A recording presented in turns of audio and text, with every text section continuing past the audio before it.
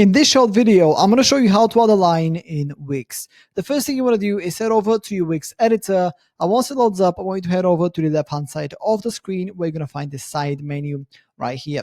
From the side menu, I want you to click on the very top button which says Add Elements, and then from here, I want you to go down until you find the Decorative tab right here. And on the right hand side here, you will see Shapes, and then you have a few different options to choose from. You have My Lines, which are the lines that you've used so far.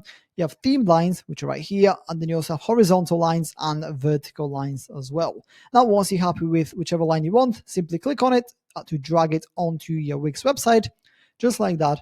And from here, you can change the design later if you're not happy with it. You can obviously make it longer or shorter if you want to. You can also change the design, such as any of these by replacing them if you want to. And you can also animate the line. So for example, if you want every time somebody logs into your website, the line to just fade in for whatever reason. And yeah, that's pretty much it. That's how to add a line in Wix. If you have any questions, please let me know down in the comments below, and I'll do my best to help you out.